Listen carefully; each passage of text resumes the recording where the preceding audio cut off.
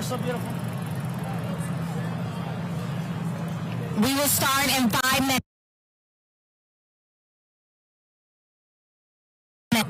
Love is the answer. We are not Black Lives Matter.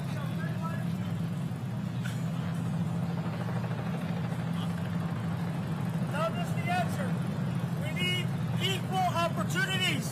We need Biden and Hillary investigated on their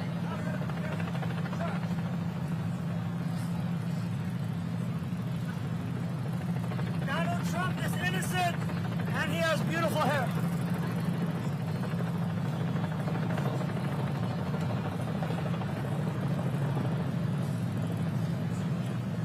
Remember to protect freedom of speech and the freedom of press.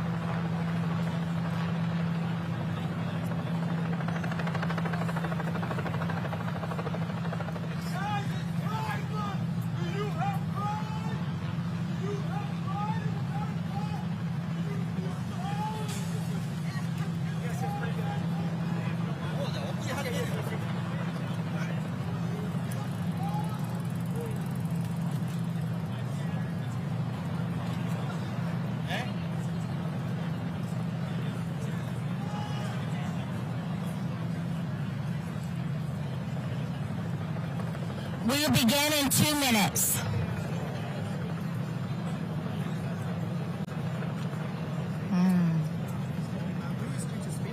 I'm sorry? I am Kathy Barnett, and right after I'm with the campaign of the National Grassroots Director. I ran against Dr. Oz. Yeah, so I am going to start and then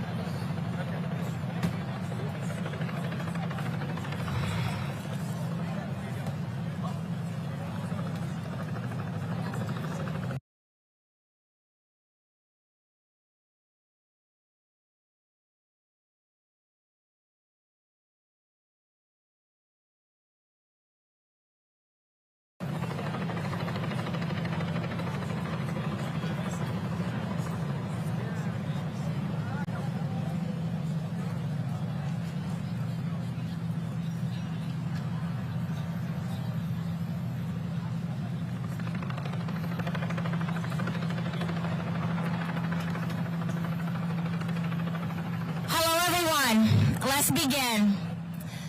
My name is Kathy Barnett. Many of you, especially those in the media, will know who I am. If you followed my senatorial race last year, I was the one who ran against Dr. Oz. And if you know about that, then you also know that Donald Trump did me no favors in that race. You may also know that he endorsed Dr. Oz. And yet, I stand here not only in defense of Donald Trump, but in defense of our nation and against the weaponization of our own government. People. Is bigger than Donald Trump. This moment is not just about one man. This is wrong what is happening to the former president. And if they can do it to Donald Trump, they will do it to you. You can bet your bottom dollar. They will do it to you. And if not to you, they will do it to someone you respect. They will do it to someone who you may want to vote for president. So this moment is much bigger. What these people are showing us today is that if you don't cower down, if you don't shut up and line up and do as you're told, then they will do a Xi Jinping on you. that they would do a Kim Jong-un on you, that they would do a Zelensky or a Putin on you if you don't shut up, line up, and do as you're told. And to the media, if you stand idly by like a parrot, just regurgitating your talking points, then you no longer deserve the prominent position that our founding fathers gave you in the First Amendment, to not only educate the people, keep us informed, but to hold rogue regimes accountable. So it is up to you, media, to do your job and to tell the American people what is happening and how wrong this is. What we need right now in our country is a leader who will stand up and speak truth.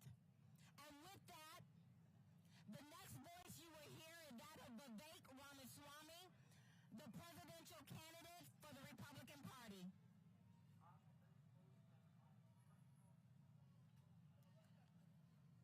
So I'm going to make two announcements today. But before I do, I want to share something with you. America is not a country where the party in power is able to use police force to arrest its political opponents. That is the stuff of banana republics. We don't do that in this country. I read the indictment by the Federal Department of Justice against Donald Trump. That document reeks of politicization. I will tell you why. It stays silent on the main law that's relevant to this case, the Presidential Records Act.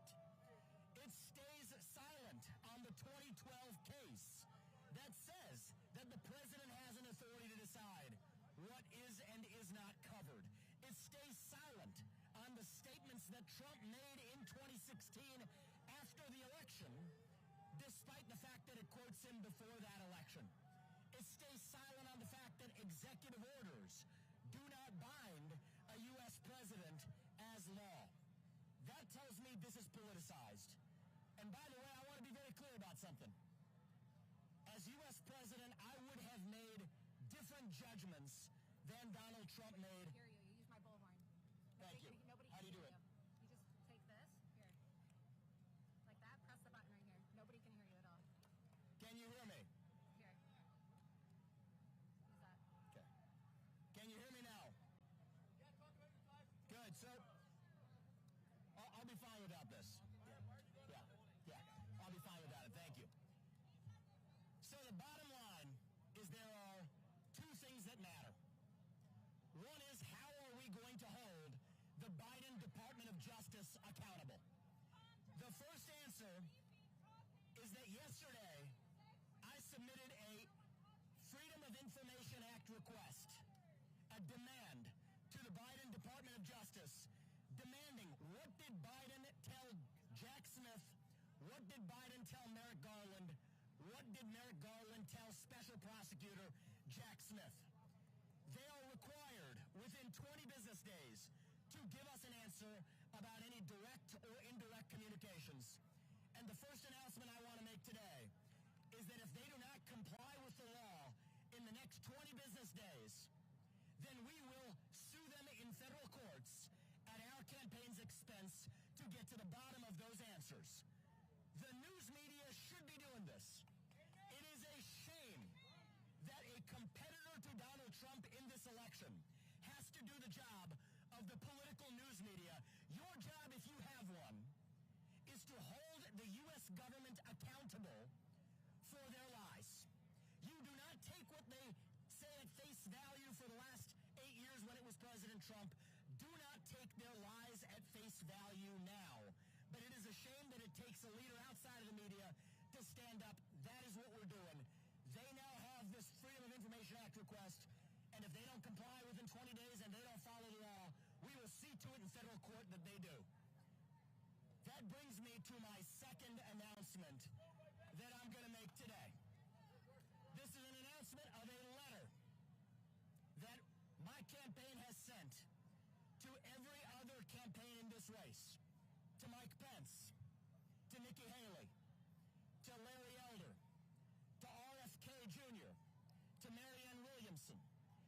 Mark Burgum, to Perry Johnson, to Chris Christie, to Ron DeSantis, the governor of the state where we are today, who by any measure is not here today in his own state, I will tell you that we have sent this letter, and I'm happy to announce, this is my commitment on January 20th, 2025, if I'm elected the next U.S. president, to pardon Donald J. Trump for these offenses in this federal case. And I have challenged, I have demanded that every other candidate in this race either sign this commitment to pardon on January 20th, 2025, or else to explain why they are not. And I will tell you something. It's going to be difficult for those other candidates to sign this letter. The reason it's going to be difficult for them is the same reason it's difficult for me. The donor class has been calling every Republican candidate and telling us to stay away from this, not to touch it from a 10-foot pole, not to keep your distance away for Trump. That is what the donor class is telling us. That's what they're telling the other candidates. I refuse to abide by being a disciple of the donor class. I think that we need to declare independence from our donor class in the Republican Party. That is why I challenge every one of the other candidates to actually act on their convictions. If you're not going to pardon President Trump on January 2025, you deserve to say why, and we will hold you accountable, just as we're holding the Biden administration accountable. That's what we need more of in this country. Honesty, integrity, and actual purpose for our country in a way that puts America first, not our political interests first. And I'll close with saying this before I take questions. It would be a lot easier for me as a Republican candidate in this race if Donald Trump were not in it. But I don't want to win this election, unlike others, by eliminating our competition, by a federal administrative police state arresting my opponents. I want to do it the way that our founding fathers believed we should have, starting in 1776. That it is the people of this country, where every person's voice and vote counts equally.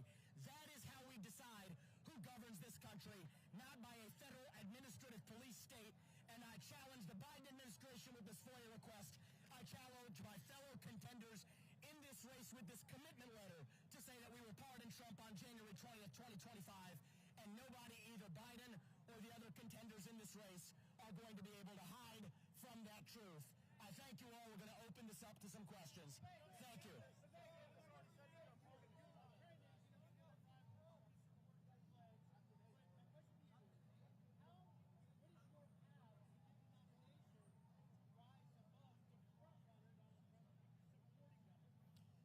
Today is not about my electoral prospects. I'll talk to you about that tomorrow.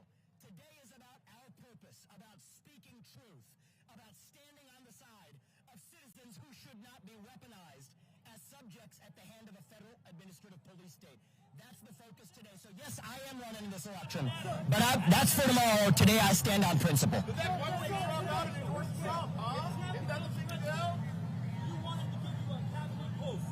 I am running to win this election, but today is not about Trump and it's not about me. It is about the people of this country. This is bigger than any of us. If they can do this to Trump, they can do this to any of us. And you mark my words, actually.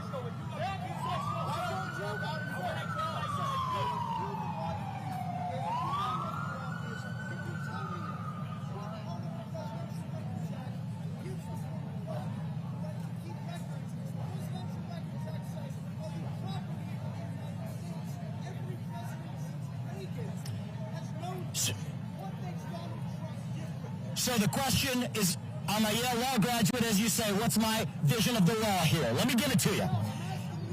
In 2012, I will explain to you, in 2012, the most meaningful case that has interpreted the Presidential Records Act was Judge Jackson in the Clinton sock drawer case. These are her words, not mine. Who has sole authority to determine of what counts in the act? It is the President of the United States per federal courts. That's the most relevant legal precedent. The fact that this indictment did not even mention it suggests how politicized this document really is. And I want to be clear about one more thing. To answer your question. I would have made different judgments as president than Donald Trump made with those documents. But a bad judgment is not illegal behavior. There's a difference between the two. And when the federal government treats every bad behavior as an illegal act, that's a danger to every citizen. That's why I'm in this race.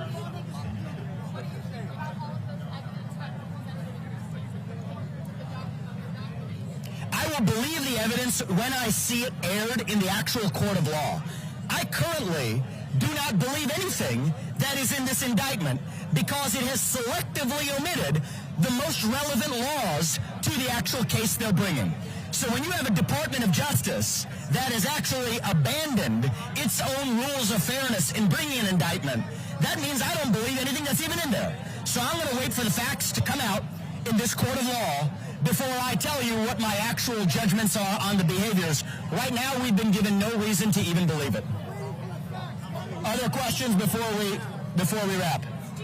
One last question.